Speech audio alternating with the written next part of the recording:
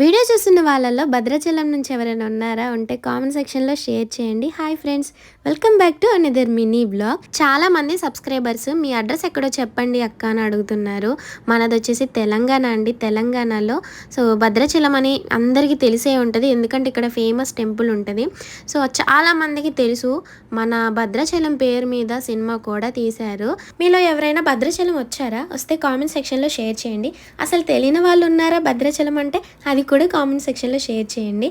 అనేసి భద్రాచలం అయితే వెళ్ళొస్తున్నాను. నా చిన్నప్పుడు మా అమ్మమ్మ వాళ్ళది చెర్ల. మేము ఎప్పుడు భద్రాచలం మీ నుంచి వెళ్ళే వాళ్ళము. అప్పుడు వెళ్ళేటప్పుడు బ్రిడ్జి దగ్గరికి వచ్చేసరికి ఏదో తెలియని ఆనందం. అసలు ఇది బ్రిడ్జి వచ్చింది చూడాలనేసి ఎప్పుడో ఒక హాఫ్ అన్ అవర్ ముందు నుంచి కిటికీ పక్కన కూర్చునే వాళ్ళం. అంత ఉండేదన్నమాట బ్రిడ్జితో. ఇప్పుడైతే బ్రిడ్జి పక్కనే ఉంటున్నా, దీన్ని చూడాలంటే అంత అసలు ఇంట్రెస్ట్ కూడా లేదు. అదే చెప్తూ ఉంటారు కదా, ఏదైనా మన దగ్గర ఉన్నప్పుడు దాని విలువ తెలీదు, దూరం అయితేనే తెలిసిద్ది వస్తువైనా అది ఏదైనా కూడా. నేను వచ్చేటప్పుడు డ్రాగన్ ఫ్రూట్స్ అయితే తీసుకొని వచ్చాము. అదైతే తింటున్నాను అనమాట.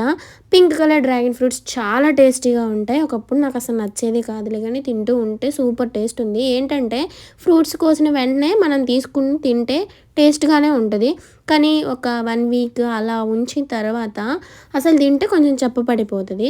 నాకైతే ఎంత బాగా నచ్చాయో. నా లిప్స్ అన్నీ పింక్ అయిపోయాయి, టంగ్ అంతా పింక్ అయిపోయింది. ఏంటి శైలక్క ఇలా తింటున్నావు? నీ చేతులు ఎవరైనా వచ్చి గుంజుకొని తింటారా? మరీ ఇంత కక్కుర్తిగా తింటున్నావు అనుకుంటున్నారా?